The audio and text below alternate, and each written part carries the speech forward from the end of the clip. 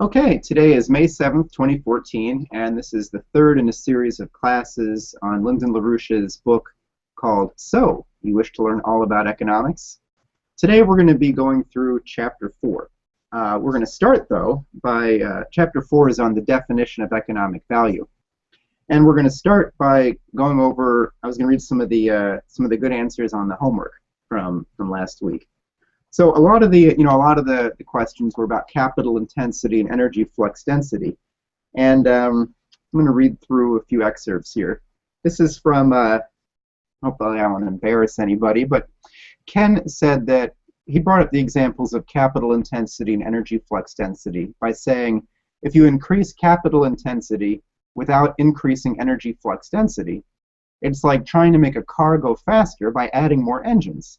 Eventually it just gets heavier. And then he had a very good example of having too much energy flux density without the capital intensity to back it up.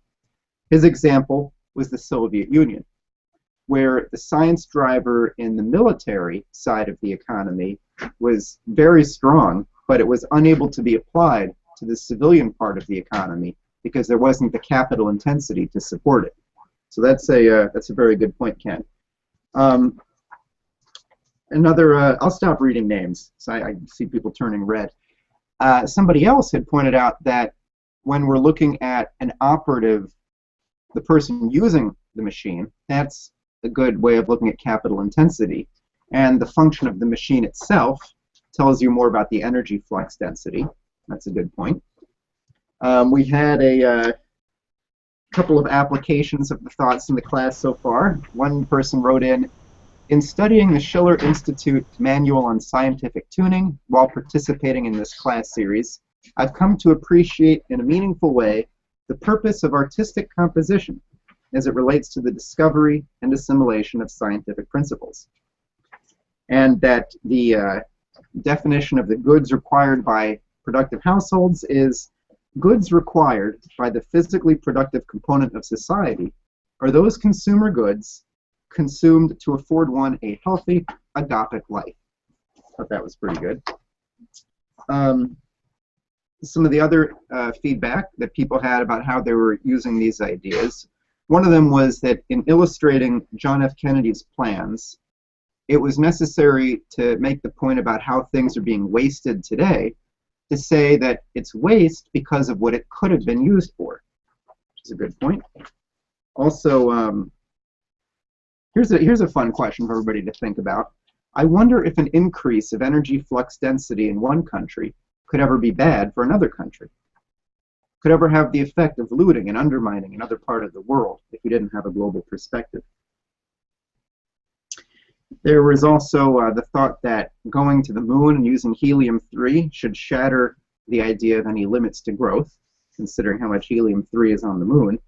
Also, the fact of the discovery of the use of helium-3 made that a resource, as opposed to just a little bit of gas to let astronauts speak with a high voice. And then, let's see here, one last one about energy flux density. Please mute yourself there, whoever just came on. Thanks.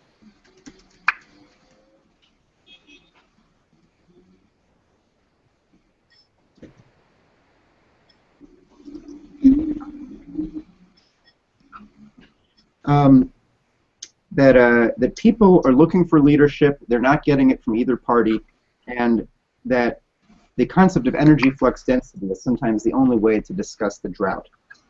So all told, a lot of good thoughts. Hopefully everybody saw the video that Daniel had sent the link to. If not, it's in the video description of a Charlie Chaplin movie about the unnecessary use of excessive capital intensity. You can watch that video if you haven't yet. And then also, this might be a homework for this time, think about a Charlie Chaplin video making fun of excessive energy flux density, the counterpart to that one. So going ahead into Chapter 4 here, the definition of economic value, Lynn continues to make his point that the, okay, make sure you, hold on, I gotta meet somebody. Okay.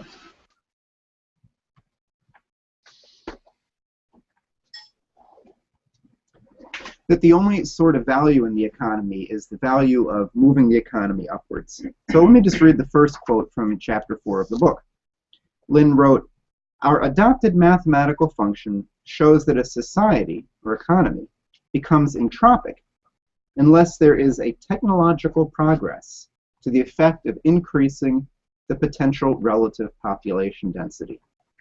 We saw that in the last two chapters, where LaRouche addressed the question of, obviously, if we went backwards technologically, we couldn't support the number of people currently alive, but is it possible to rest on our laurels and stop scientific progress? Can we remain where we are? And he went through why the answer was no, as fracking is a very good case of right now. That fracking is an excellent example of putting more and more and more effort into getting the same raw material resource that was achievable with much less human effort in years past. That the increasing amount of effort needed to get these raw materials will overall drain away the economy, and it is necessary to have leaps upwards.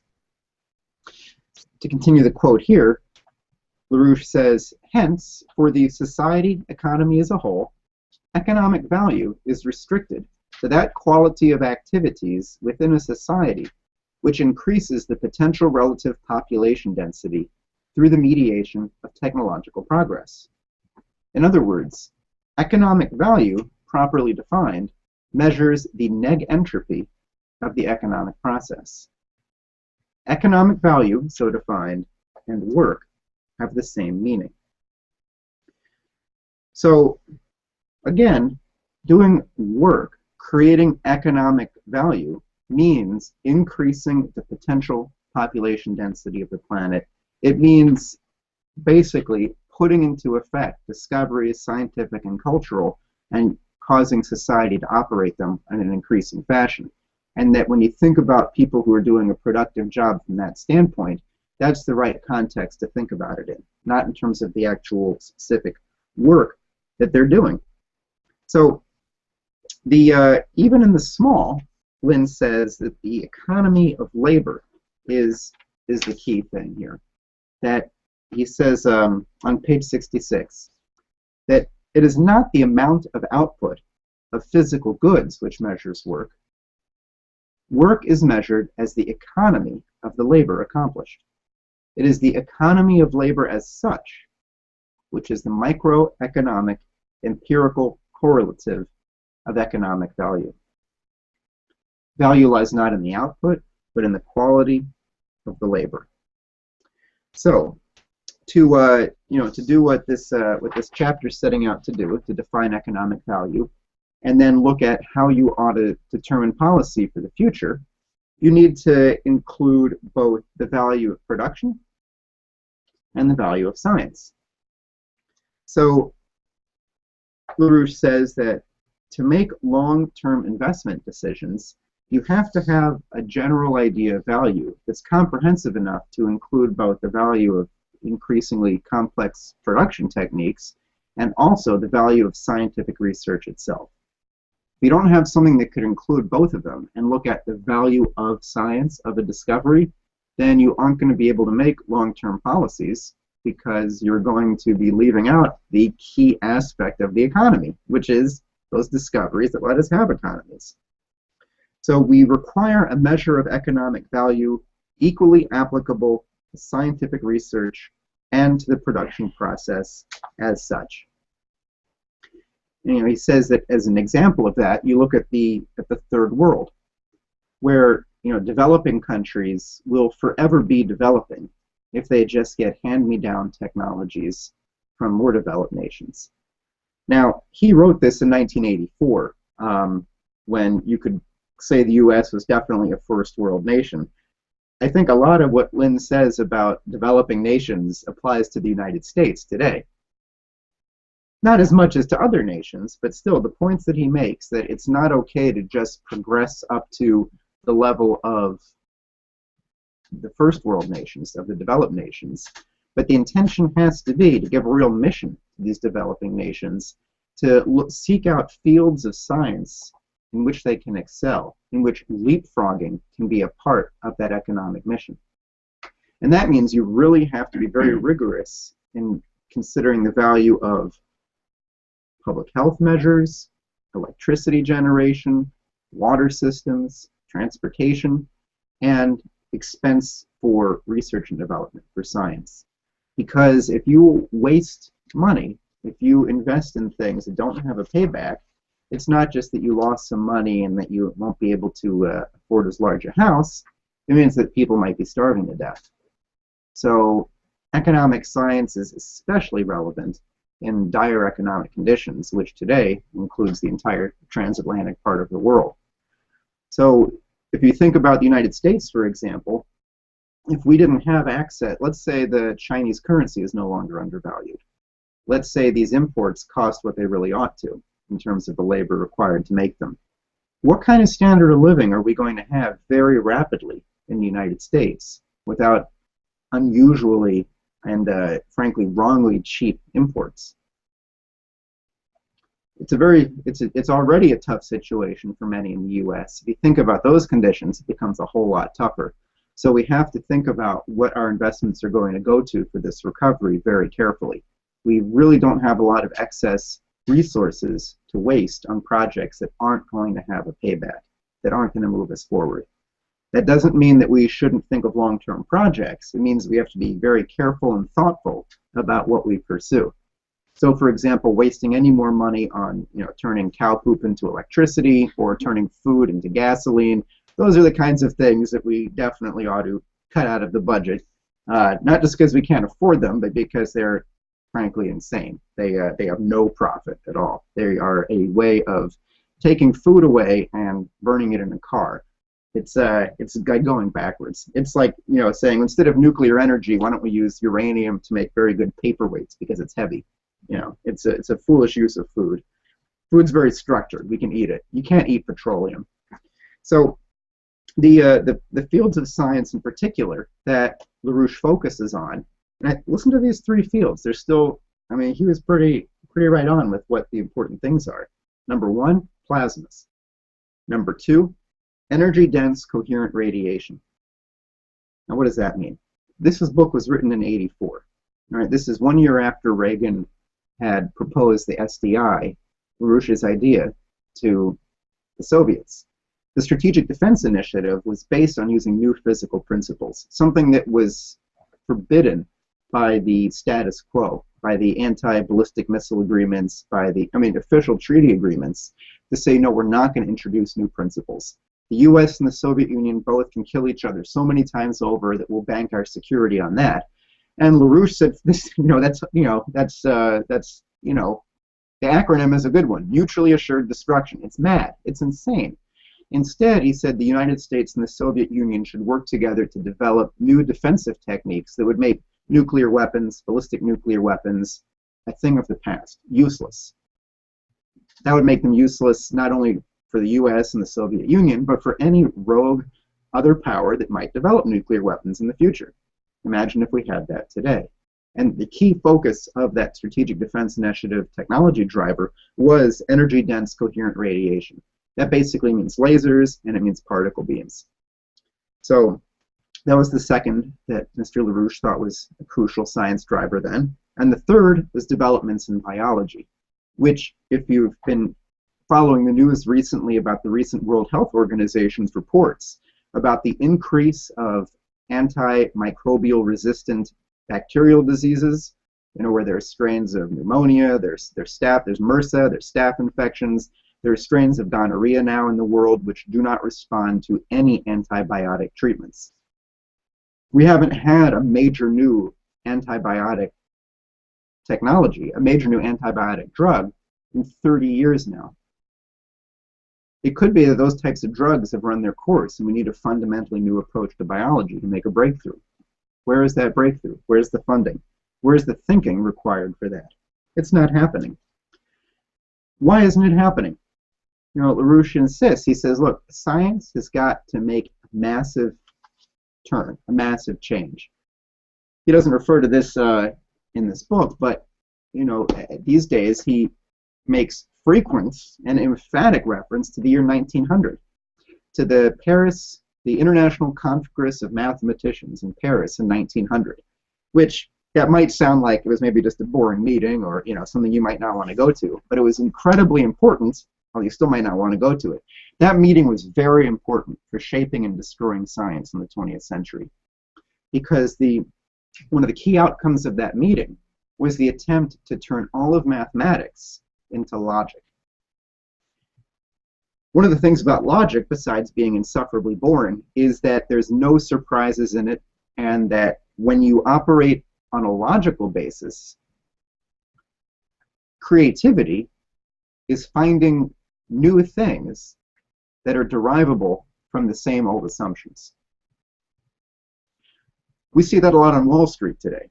People who do the nanosecond trading. That's the kind of creativity you get in a logical system. Say, here's how the economy works. It's based on stocks and finance, and if you can figure out a way to make a lot of money, you're very creative.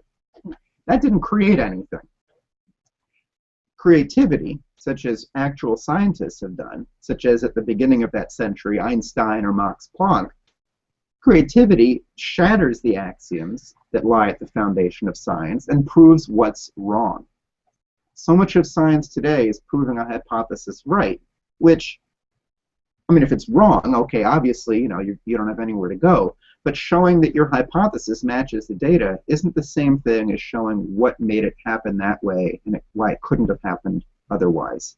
It doesn't implicitly, or it doesn't fundamentally attack those foundations of knowledge and show what they were overlooking, what the cracks were, what the errors were, what the contradictions were in the currently existing scientific practice. So 1900 was this event, and then Russell's work in this direction, that evil Bertrand Russell, this was majorly important in killing off real scientific progress, which, although we've seen interesting technological breakthroughs such as this video conference, we have yet to make the needed breakthroughs on fusion, for example. And compared to video conferencing, fusion energy, which could lift the entire world out of poverty, that's more important. And it would still allow for video conferencing. I mean, technology, the tech sector these days is, it's almost all things for consumers to use, and it's not about the productive process. Much of the gains of computers in the productive process were made decades ago with automation in factories. Okay, but let's jump ahead, because I don't want to take too long. I definitely want to have a lot of time for discussion. See what questions came up from the chapter. But moving ahead then into how LaRouche looks at accounting, not as a practice of deciding what to do with the economy, but you do need to have ways of measuring what's going on in the economy. You have to break up the workforce, for example. There are those who are too young to work. There are those who are retired. Then among people of working age, there are people in the labor force who are out working. There are also people working at the home and doing other things like this, such as raising children. So, and then when you look at the actual productive process, let me,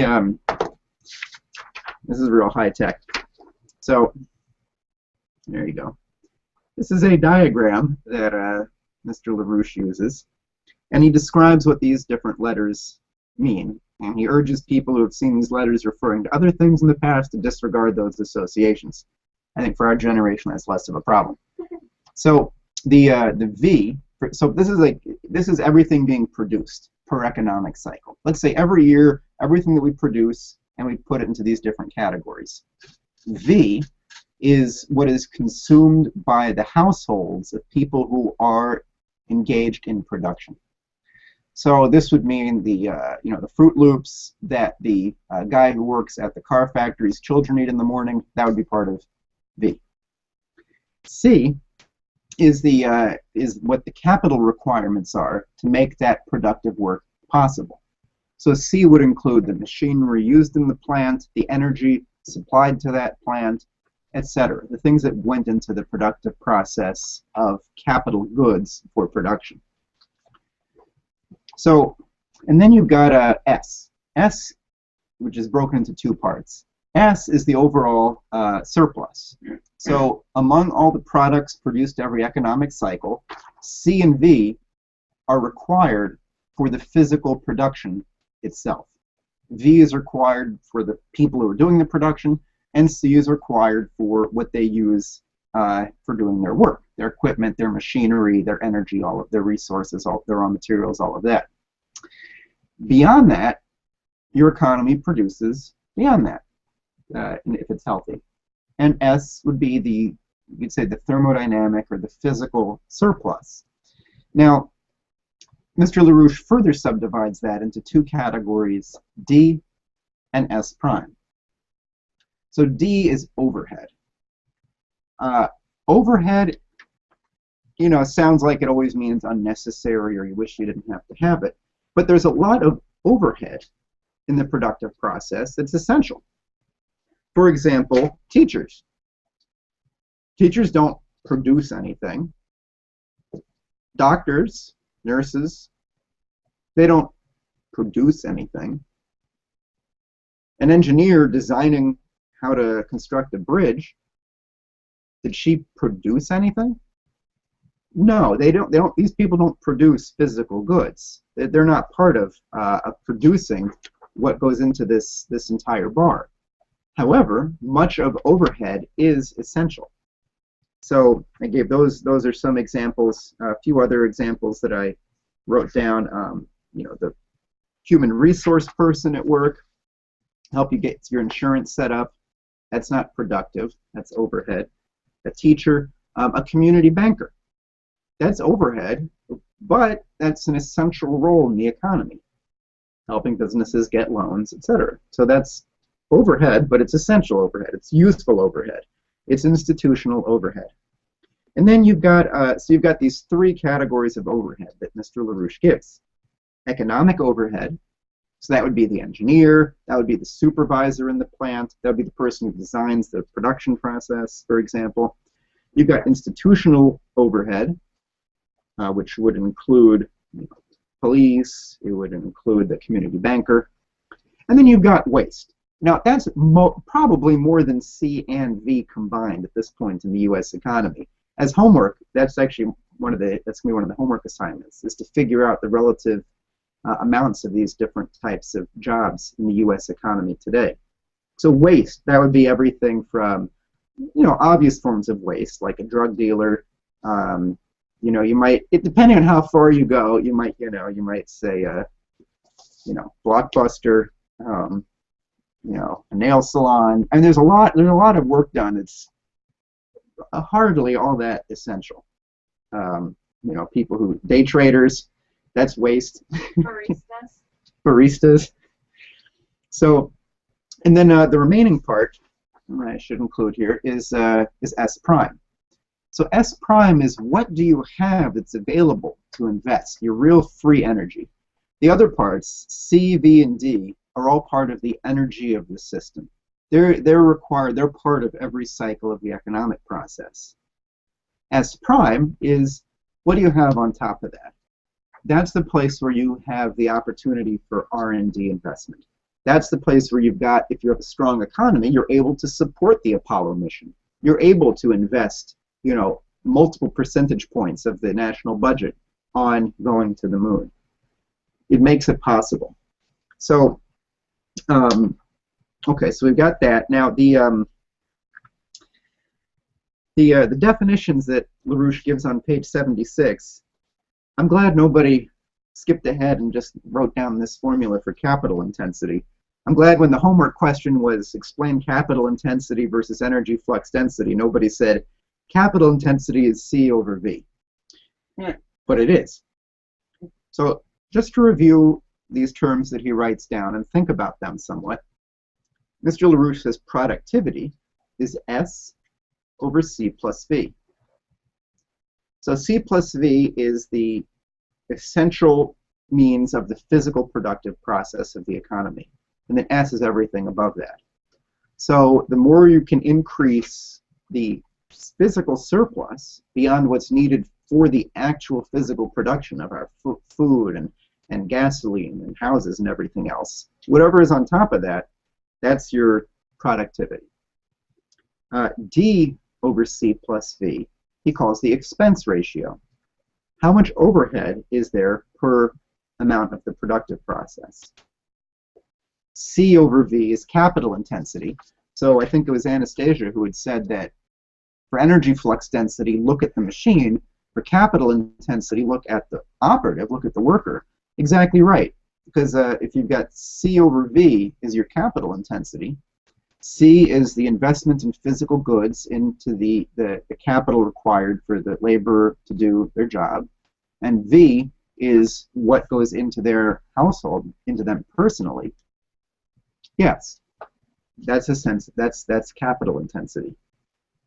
And then the last one that he gives is S prime over C plus V, the rate of profit. What is the overall excess that's available beyond what you need to do today? What's the free energy? What's available in your economy to invest into doing something fundamentally amazing and new and beautiful for the future? That's what he calls the rate of profit. So so that'll be some homework on that too, categorizing different types of jobs. See if you can figure out where different people fit in, where their work fits in. Probably almost any job will fit into the overhead category, and a lot of that into the waste category. Now, just to not lose this point, Lynn says it is the transmission of negentropy, the transmission of upward development of the human species as a whole by the activity of operatives. That is the substance of economic value. Transmitting negentropy, transmitting anti-entropy. That's the substance of economic value. It's not if you made money. You can do a lot of things these days to make money, and it's not useful. You can go to Colorado and sell pot. That's not making the economy better. That's not improving the species as a whole. You can be a prostitute in Las Vegas. Is that improving the economy? You can be a prostitute in Washington, D.C. A lot of that happens. Anyway, okay. So then the next point. So Lynn's saying, well, this the fundamental value is transmitting this increase. Well, what makes that possible? What kind of thinking allows us to be productive and make these new scientific breakthroughs? It's not the thinking of Bertrand Russell and logicians, that's for sure. But what is it?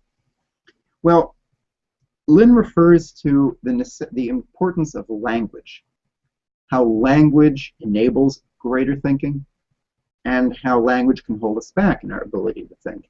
How language indeed does hold us back in our ability to think if we're not using language to its fullest. I'm going to read this quote. It goes from page 79 to 80. He said, LaRouche talks about Percy Bysshe Shelley's understanding that poets are the unacknowledged legislators of mankind. That it's poets who develop the language, who make it possible to have those thoughts needed for the future. And he talks about the development of language over the recent centuries. He gives examples of European languages. And he says, the development of language, as Humboldt emphasizes, is a limitation upon the power of thinking, such that persons limited to a poor local dialect are condemned thus to be intellectually inferior in potential powers of judgment.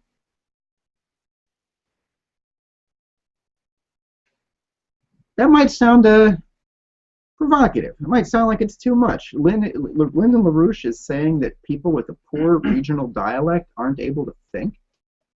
Is that racist? No.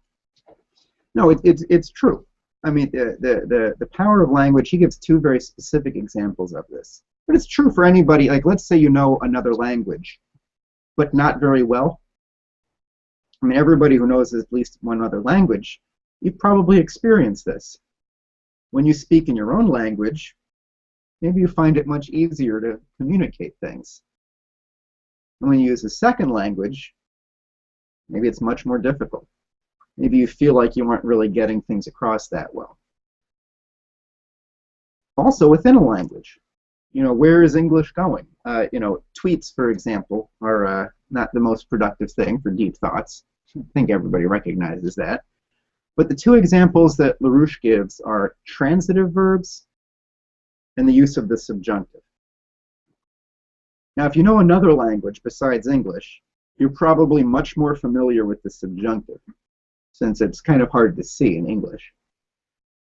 But let's start with transitive verbs. And I want to draw up a list with your help. I want to get some examples of transitive verbs and intransitive verbs.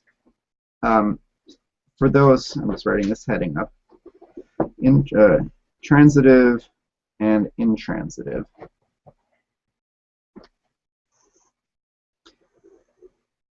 So, I don't know if people know the difference. Transitive verbs are verbs that, by their action, act and change something. Intransitive verbs don't. I'll just give one example of each, and then get some more examples from you guys. An intransitive verb would be that something. You say that something smells a certain way. You're just describing it. It's not. It's having an impact on your nose, but it's not. Maybe that's a funny example. If I say I'm walking, that's intransitive. I'm walking. Okay, I'm moving where I am. I'm not acting on anything. If I say I'm painting a painting, well, that's transitive. I'm making this painting. I'm changing it. I'm acting on it. So let's get a couple examples. Shout out some verbs and whether you think they're transitive or intransitive, and we'll put together a list, and then we've got a reflection to make on it. So we've got transitive. One example is to paint, a painting, and intransitive is to walk. So let's get some more, including here. You want to?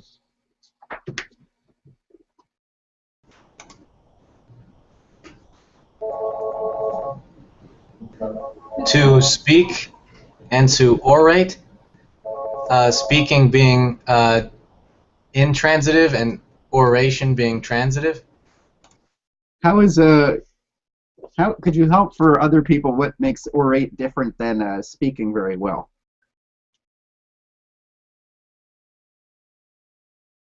Or why do you say orate is transitive? Because if you're speaking, you're not necessarily saying anything useful, but if you're if you're engaging in oration, it's an idea that you're trying to convey. I don't know. Well, how about a slight difference? What if we said the verb convince?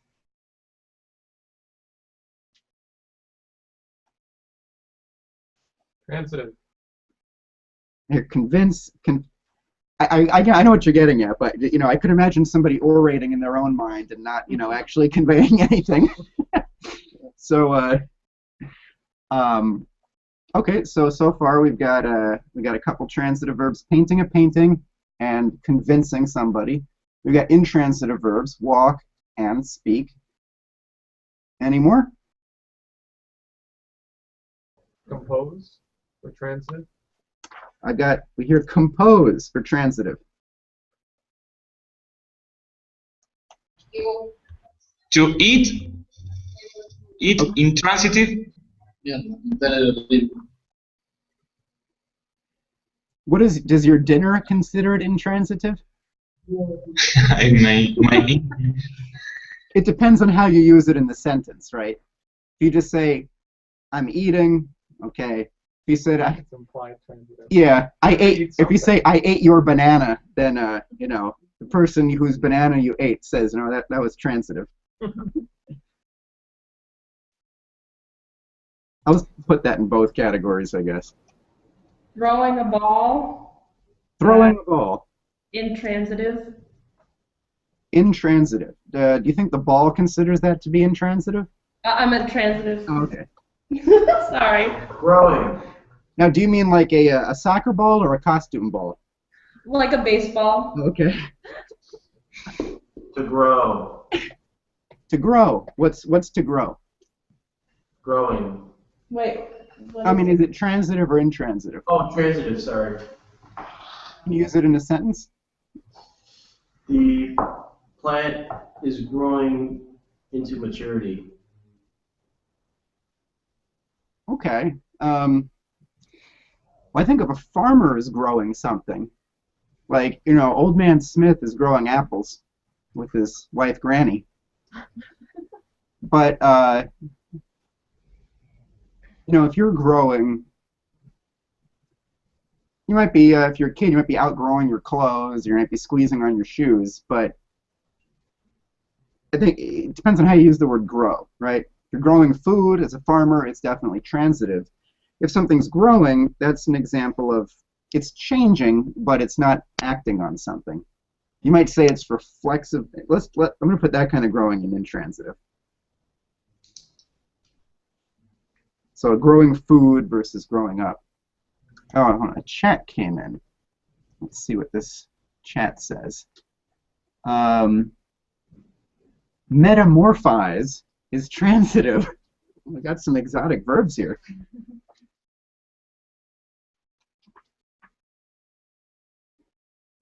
It kind of also depends on how you use it. If you metamorphize, in other words, are you changing? Is something changing in its own way, or is it acting on something else? If I metamorphize something else, I cause something else to change, then it's definitely transitive.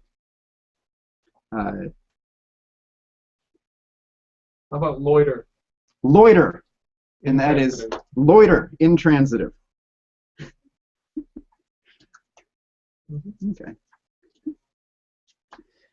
All right, so to review our beautiful list here, so far we've got, among the transitive ones, we've got painting a painting, we've got convincing somebody, we've got composing, we've got eating somebody else's banana, we've got throwing a ball of the baseball variety, we've got growing food. Among the intransitive ones, we had walking, speaking, eating if you're not eating anything, we've got loitering, where you're just sitting, standing about, and we've got growing up. Now some of these, they sort of act on themselves. One of the biggest intransitive verbs is be, to be. So a lot of language, we don't really use verbs all that much. The main verb that we use a lot of the time is to be. So we say what, please mute yourself there. We say that something is a certain way. It looks a certain way. It smells a certain way. It tastes a certain way. Those are all, those are all forms of just what is it like? What does it seem like? Something is bigger than something else. So a lot of what happens in science now is intransitive.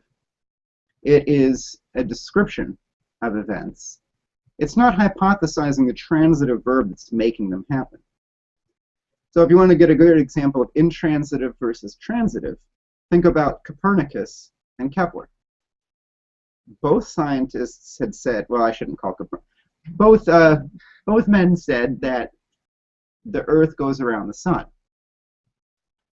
For Copernicus, it was intransitive. The Earth's taking a walk, it's loitering in a circle, and the sun happens to be in the middle of the path that it's walking around. For Kepler, the sun caused the Earth to move. So there's two senses of move, intransitive or transitive. For Copernicus, the Earth moved.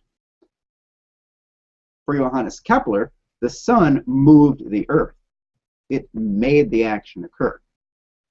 So a real scientific hypothesis is a hypothesized transitive verb. What is making things occur? What's the active force here? If you do curve fitting and noticing that things often appear a certain way, you make an observation about the data that you take and you predict how the curve will come out and you're right. Oh, that's maybe not useless, but it's not discovering a new principle. It's not discovering a new transitive verb. So there's a lot more that really could come out of that. I encourage you to think about, in your use of language, like two things to think about to make what you're saying more powerful. One of them is use more transitive verbs, because it means that things are actually causing events to occur. And the second is to use active rather than passive sentences. So passive sentences are all they're all kind of intransitive. Like the world economy is getting worse. That's a passive sentence. The British Empire, in the tradition of Rome, is reducing the world population. That's an active sentence. Why is the world population being reduced? Well, we said who is actually making that happen. If you use active sentences, use transitive verbs more, it really makes things much more alive. The other one is the subjunctive. Now this one is tough if you only know English, because we don't really do a whole lot with the subjunctive. The typical classroom example is when you say, if I were you, because instead of saying, if I was you, if I were you, it's like, when you say I were, you don't say I were. You say I was, I am, I will be. You only say I were in those funny sayings when what you're saying isn't actually true.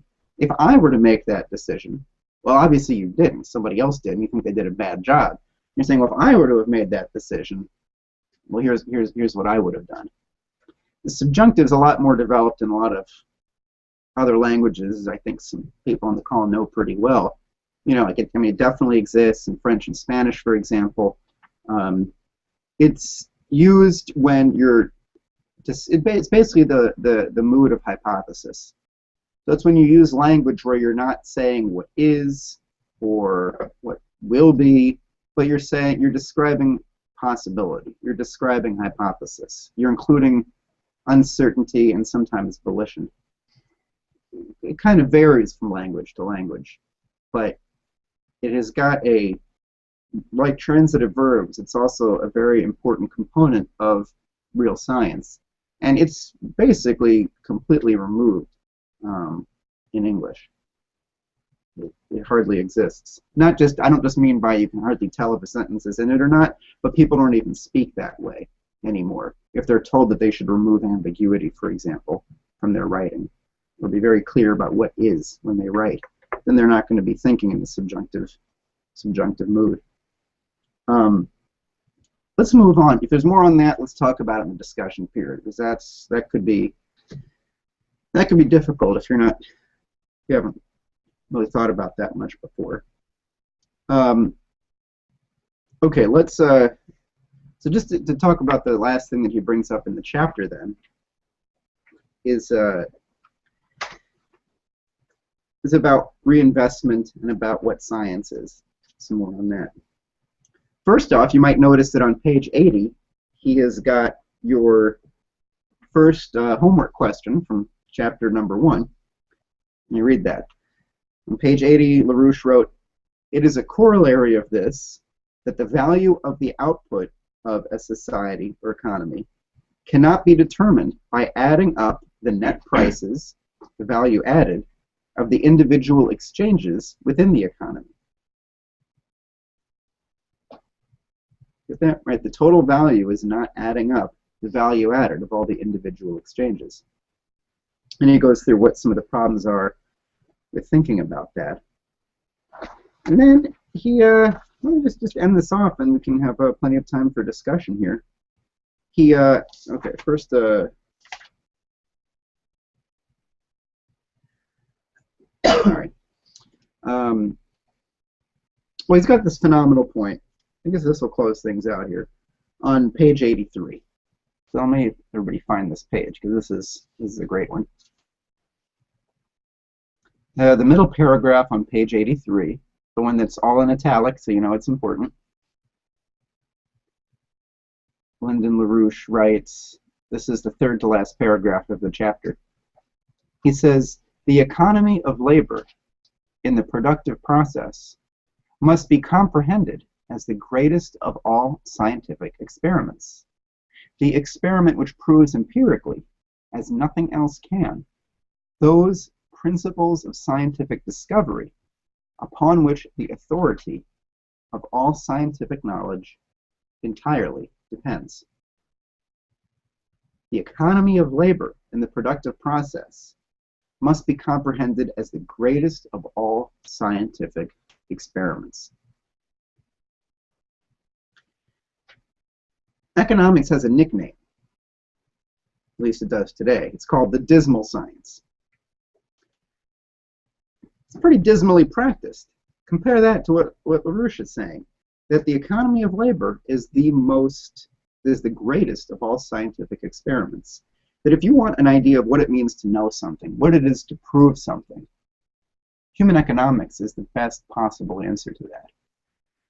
And this is going to come up in more detail in Chapter 5, where LaRouche discusses 3 levels of hypothesizing, 3 levels of thinking. But to say something about it now, if you think about what Vladimir Vernadsky says about the human species. You know, he says, like, look at what, for example, if you look at what life does compared to non-living things, there are certain physical existences that are only made in the context of a living process. A volcano will not produce a snail shell.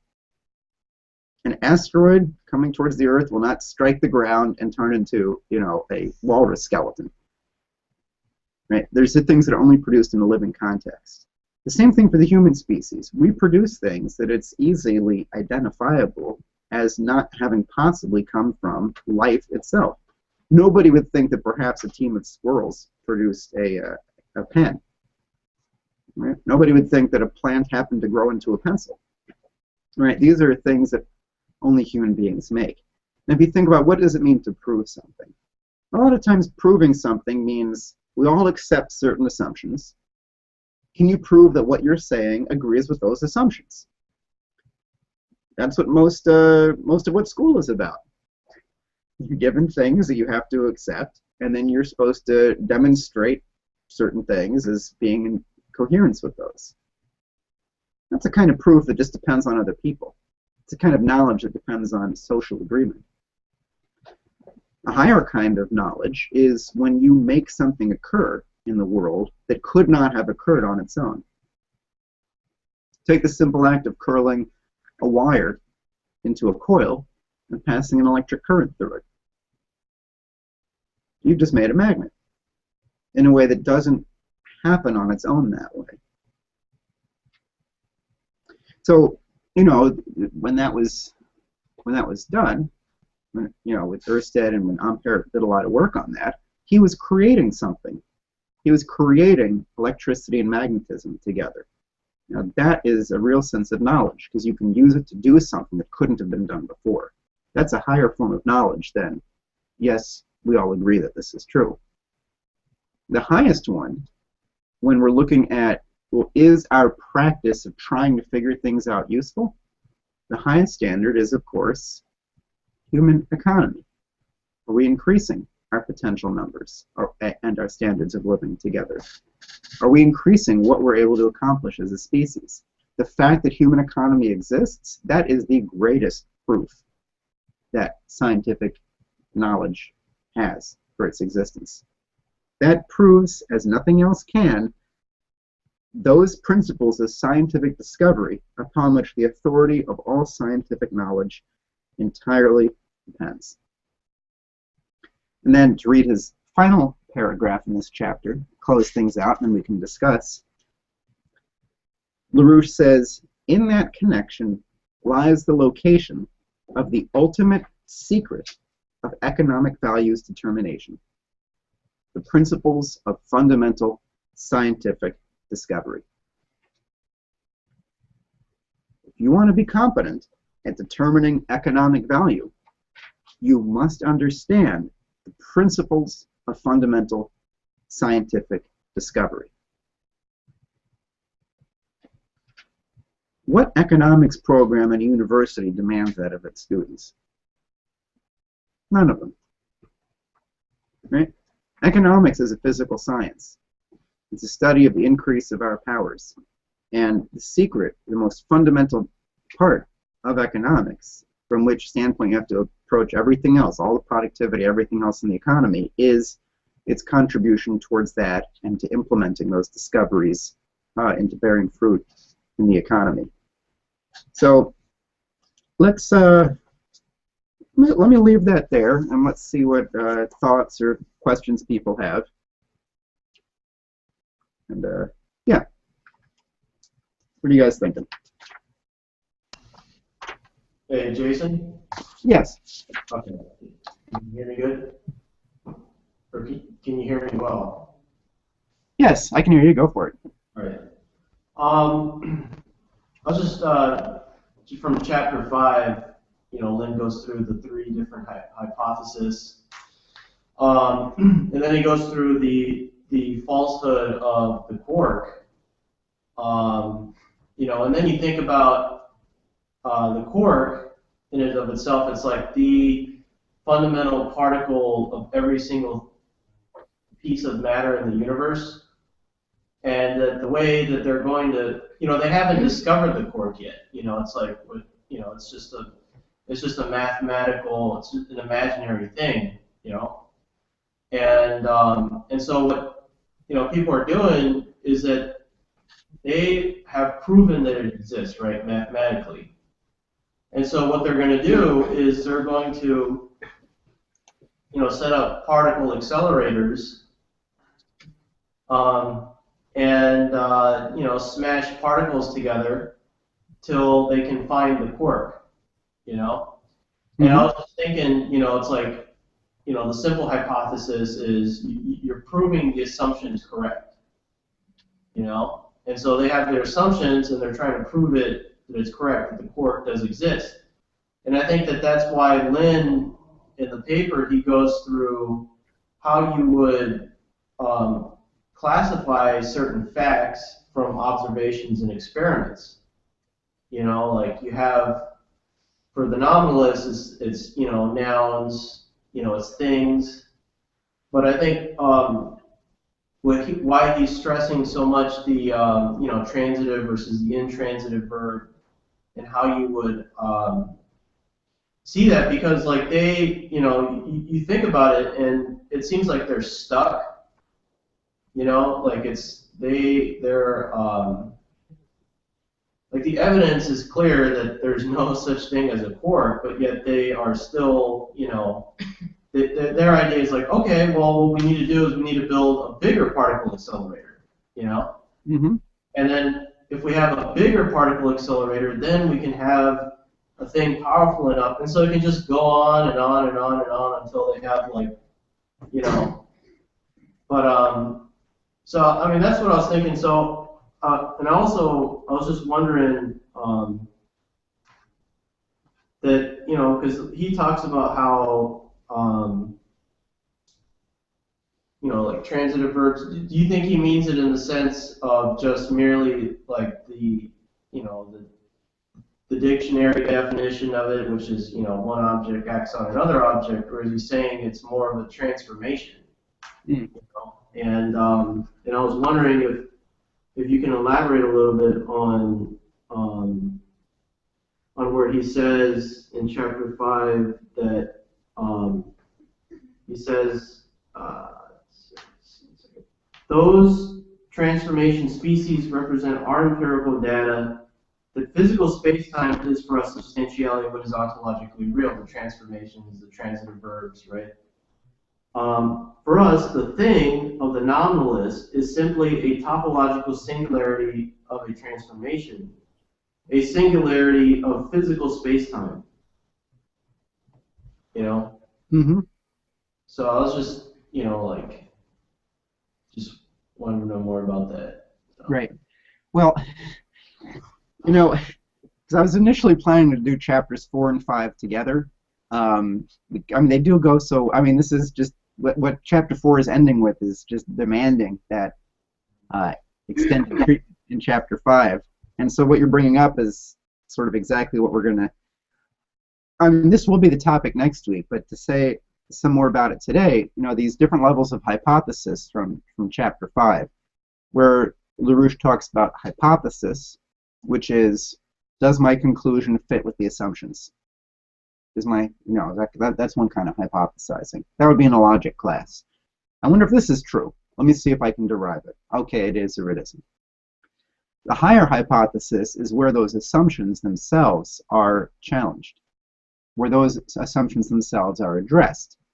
The greatest pedagogical example of this is Kepler's vicarious hypothesis in part 2 of his New Astronomy, where he just blows away everyone in astronomy by saying that it's not a matter of interpretation. It's not a matter of mathematics. he shows that no matter what kind of mathematics you use, you aren't going to be able to explain how the planets move. And you're going to have to use physics, and it's just that simple. And too bad for you if you like mathematics. So what Kepler's doing there is he's attacking the assumptions.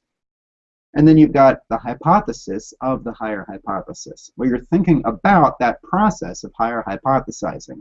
If you're making statements or hypotheses about the functioning of the human mind generally in those sort of creative circumstances, that's a hypothesis of the higher hypothesis. And Lynn gives the best example of that, Riemann's habilitation dissertation, where he says in general the basis, and we're going to talk more about this next week, so where he says in general the basis for understanding geometry and physics is the basis for understanding anything, geometry, curvature, is not based on looking at how things appear and their metric interrelations. It's based on the physical principles that cause them to do what they're doing, which I think goes along with what you're saying about the transitive verb. That it's not just that. I mean, that is what a transitive verb is, and that's helpful to get yourself thinking about it. It is a transformation. It acts on something. It causes something to occur.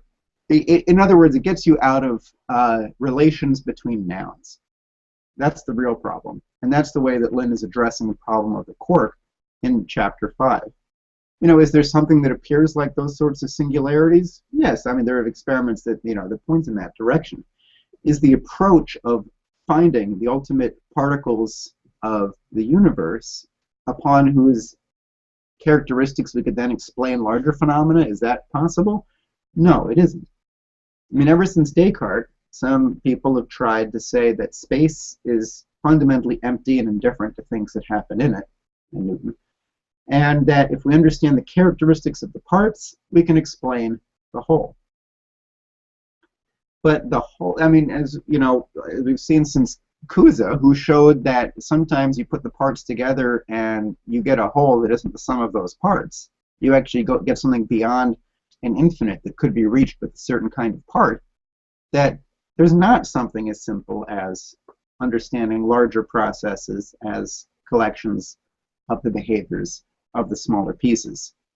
So, and the way that gets done is by Vernadsky, for example, who does this with life. I mean, all the exciting things about life are things that are inexplicable in the abiotic environment, such as handedness, to which abiotic things are indifferent, but life certainly isn't. Some other examples are the different use of isotopes in life, where living organisms prefer different isotopes in a way that can't be explained from physics itself. But there's something else going on there. And so a principle of life itself, that's a direction to go to make some breakthroughs on biology, which we very much need. But that's some on that, and then we'll definitely be talking about that more next week. But I think I think what you said really hits the nail on the head in terms of what Lynn's main point is. What his main point is he's addressing in that chapter.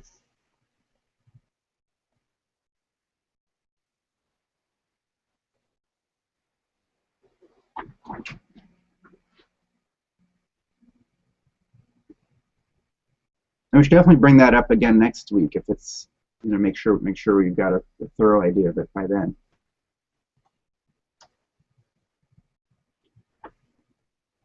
On similar lines, I think one of the takeaways from this is that it opens up what Lynn has said. He said recently in the NEC that scientists have died out in the United States. If you look at what passes for scientific discovery today, it's really reminiscent of Gulliver's Travels and the island of Laputa, which, if people haven't read, you should really just read that section, if even just that, because it's about it's a satire on the Royal Academy of Sciences at the time. So it's all of these people who are obsessed with figuring out a bunch of stupid shit. Like one of the people is literally interested in figuring out how to is trying to turn poop, human excrement into food, and that's that's what they're doing today. that's exactly the type of thing that would pass for scientific achievement today. It's like the ultimate greenie achievement. And anyway, it's worth recognizing that because people did not learn all about economics, you have a total wasted situation today. It's again this question of attrition. You have people today, like one of the things that I was thinking of in relation to this is there are these guys who have figured out how to they figured out how to grow meat in a laboratory, right? And it's hailed as a big achievement because therefore you can have meat without having livestock, and therefore you won't impact global warming. So it's totally insane. Sounds gross. And no, it's reported to be gross. They ate the first laboratory burger. Yeah, and they tried to have charitable comments, but that's right. interesting. Just add some more ketchup. Another thing they're doing on that island is trying to get the sunbeams out of cucumbers, which just use corn instead, and that's another project that we've got. Yeah. Getting energy out of corn. Anyway, it's just the fact that this is it strikes me as a very political realization to read this chapter, because what he's talking about are very simple concepts in a certain respect. I mean, any layman should be able to pick up this book, and with the support of a group like of people reading it together could figure it out. And yet they didn't figure it out 30 years ago. So why was that? What is that? It just strikes me that there's an incredible proof of the oligarchy, merely encased in what's happened since this book has been printed. I mean, you definitely see the 1900 effect in economics for sure, where you talk about the cork and putting little bits together to get everything, and that being the only valid approach. Think about what people do with economics. That's what they do with economics for sure. The economy is the sum of its parts. If everything's making money, that's where we go. And the idea of a larger concept about what an economy is or how you ought to treat it, forget it. So, I mean, it seems almost foreign or weird, or according to some Republicans, anti-American and your private property and states' rights to have a plan for the economy. And that's just sane. I mean, what I mean, large corporations, they've got plans, they got business plans, but somehow the United States, the country is not a corporation, but I'm still just saying. But then the U.S. isn't supposed to have one. It's just supposed to fall, the future's just supposed to fall into place. It's insane. And it shows that along the way, people don't have even the slightest concept. They might have it, but they're still not acting on even the slightest concept of what economic value actually is. To get the problem of mathematicians and people who don't have any connection to productivity, to farming, to engineering, to science, and then somehow these people are supposed to know how to run the economy. It's crazy. And you really can't be a top economist if you don't know how science works from the inside.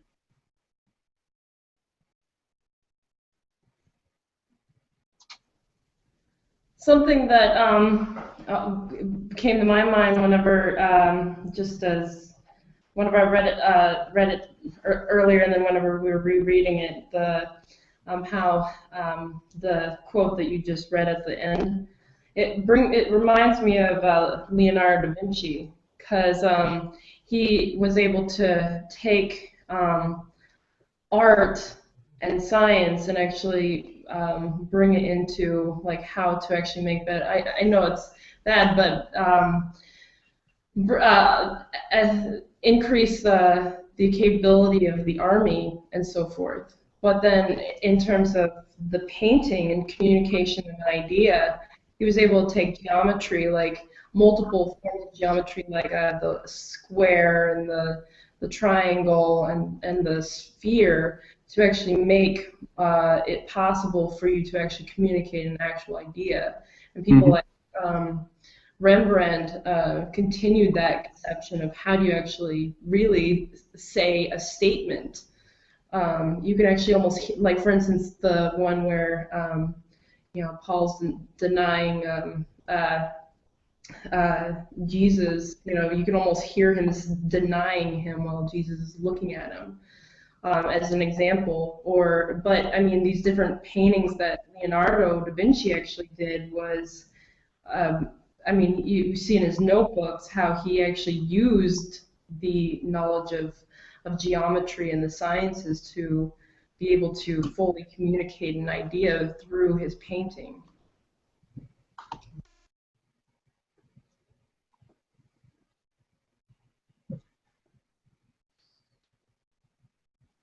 Yeah, to add something to that, not to be too formal about it, but seeing another example of this use of making the infinite something real was the use of perspective.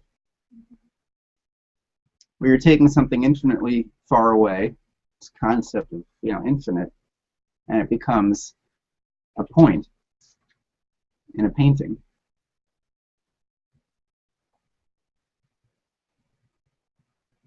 So that's a rather specific thing to say in response.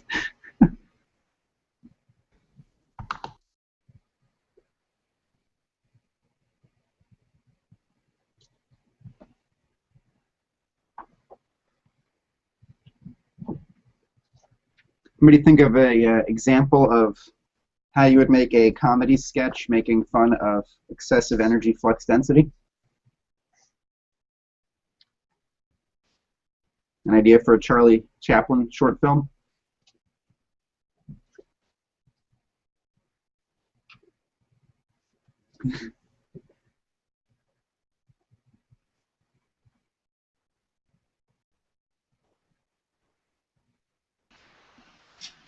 I don't know if Wall Street would be a good example, but they've got a lot of damn financial paper.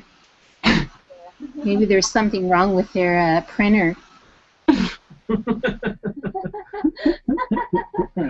Right. Well, you got a lot of density. Yeah. You need a nuclear-powered printer. Well, can you think of an example in an economy like the example Ken had given in the USSR, where there was the potential.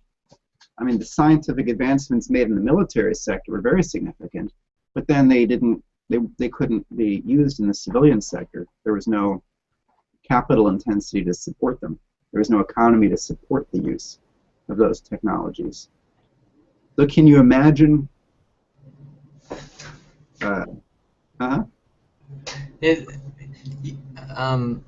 Well, if you're using the energy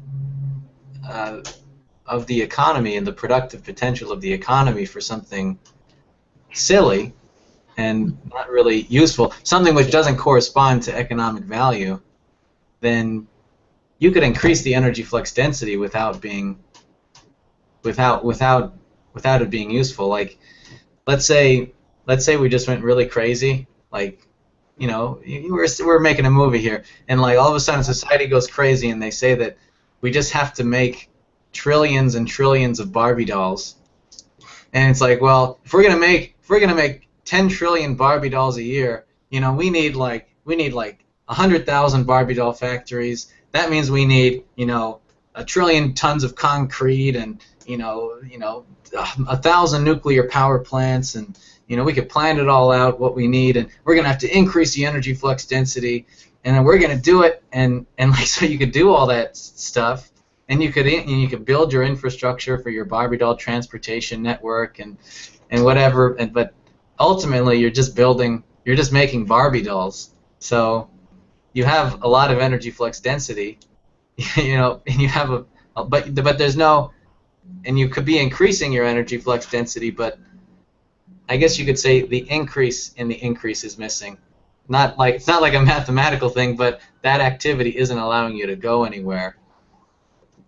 In these 1,000 Barbie doll factories that are getting their electricity from nuclear power plants, how is the actual doll being made? Because if we're going to make this movie, we're going to have to shoot the shot inside the factories, and what's it going to look like? What's the assembly line going to look like in there? I'm not sure. Maybe whatever it looks like today.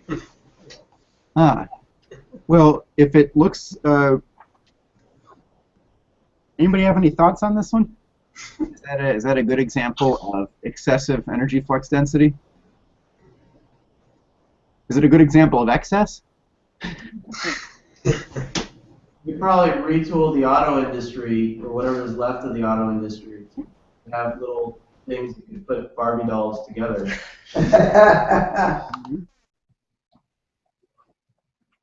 But the question is whether you have a nuclear-powered, Right.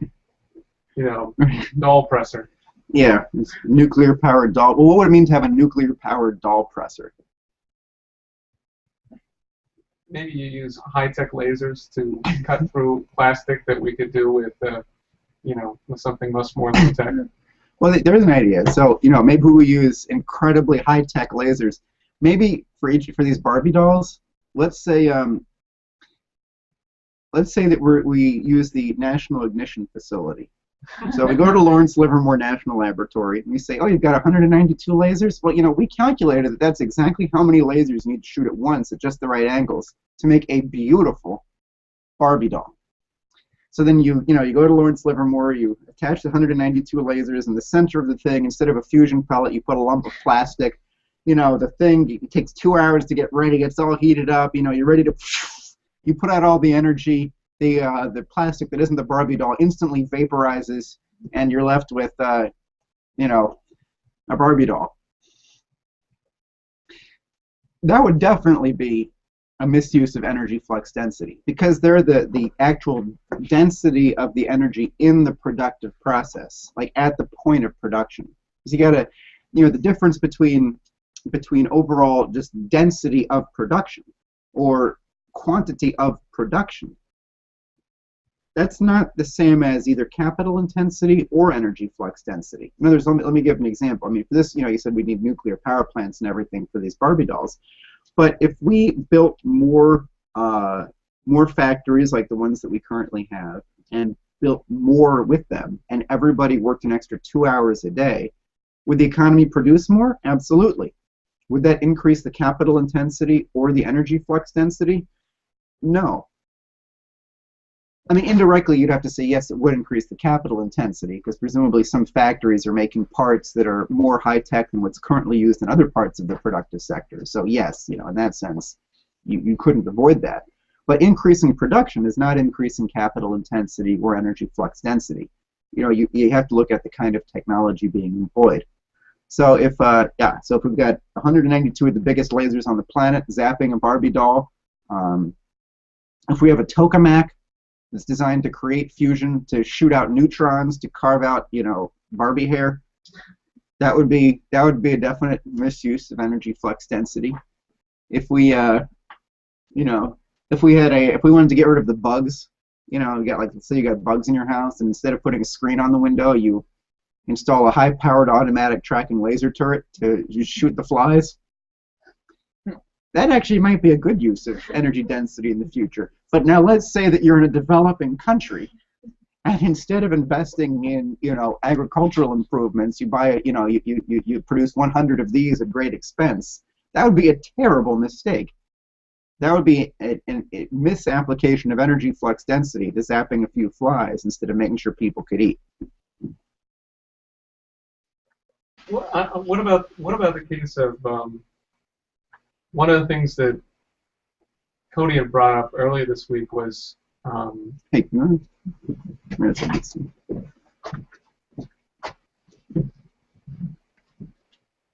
what if you have a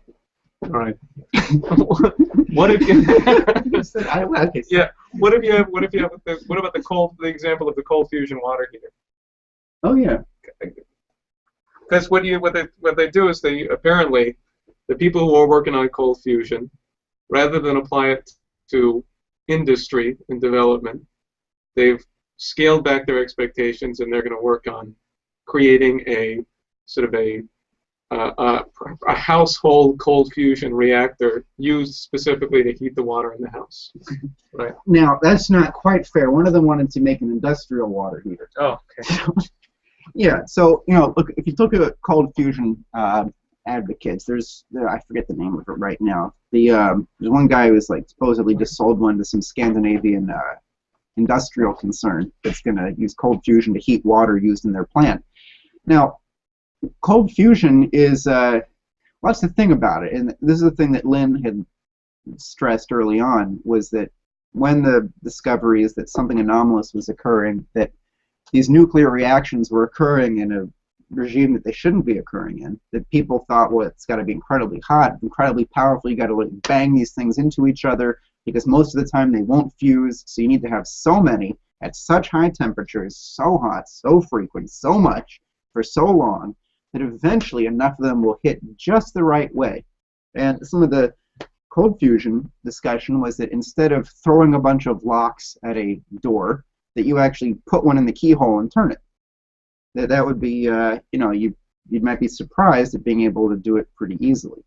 Now, if the applications of it aren't to be able to use it on a massive scale and you just create some warm water, that's kind of pathetic. But at the same time, it's possible that just the way that these low-energy nuclear reactions occur, they might not be suited for massive energy production. They might be more suited towards creating other kinds of materials, towards making breakthroughs about understanding of physics in general. So to turn all of that off and use it to have a nice hot soak in the tub would definitely be a misuse of a fundamental breakthrough in physics just waiting to happen. I mean, maybe you could have used the first nuclear pile for that, you know, to heat a very large municipal water pool in the winter. I guess it would probably be a little bit too hot.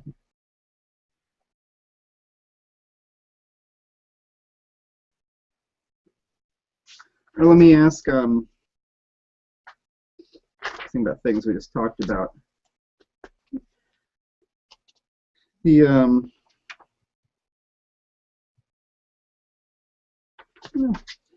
one encouraged reading is definitely that defensive poetry. That Shelley really gets across the power of language there, and how your use of language limits, well, it always limits you to some degree because there's always something you can't say yet, but also how the increasing power of language dramatically expands what you're able to do and what you're able to think. You know, language controls what you're able to think. Yeah, actually, do you have a better example of a subjunctive, even if it's in another language? Yeah, maybe we can get a couple Spanish ones too. I mean, you say like, well, I can only give you French ones. That's the language I know. Like, if you say that you hope that something would be a certain way, the thing is that in English, the way we conjugate verbs is like not very exciting. Like if you say, you know, orate, for example, I orate, you orate, he, she, or it orates, we orate, they orate. So basically, we add an S in the third person singular, and that's about it for, you know, for regular verbs. Obviously, for the irregular ones, it's different. But you know, in French and in other languages, there's a very specific, very different conjugation where you couldn't possibly, you would notice if people made a mistake on it. So, so if you said to somebody, I hope that you follow the ideas in French, you'd say, je souhaite, I hope, que vous, that you, suiviez les idées. So suiviez, that you follow the ideas. If I just said you follow these, you follow the ideas, I'd say vous suivez. In the subjunctive, there's that extra y sound, vous suiviez. So it's just people, and you know, in French, it's almost, there's so many rules, there's not much leeway about which expressions require the subjunctive and which ones don't. But it's expressions where you express uncertainty or volition, where instead of saying, you know, I hope that you enjoyed yourself today, you would say, I hope that you, and then you'd say enjoyed in a different way. The verb is actually conjugated differently, so that, you know, it's very clear that you're using the subjunctive. In English, you notice it in the third person singular when you don't add the S. In other words, it were better that he not attend the conference. It were better that, it were better, you know, maybe your daughter's in trouble. It were better that she clean her room. Now, you'd say she cleans her room, but you're hoping, you're expressing your volition, something that might not come true, and that she clean her room. So that's a subjunctive in English. Can I also, in the fundraising, you frequently will say, if you were able to give us $2,000, it would allow us to pack a stronger punch in DC.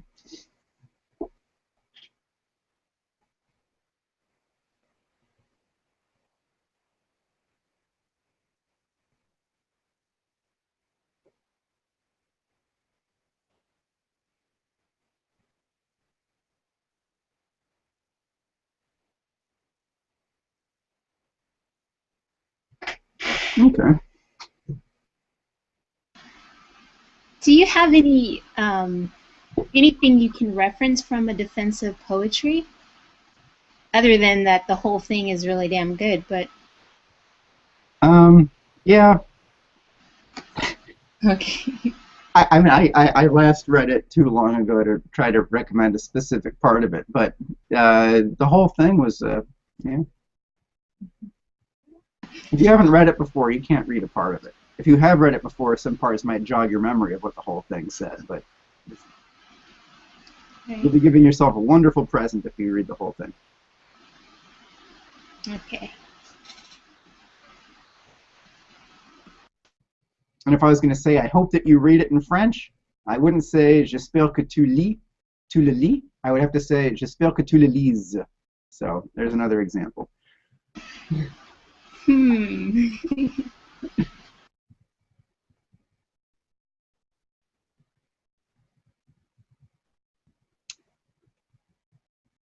All right.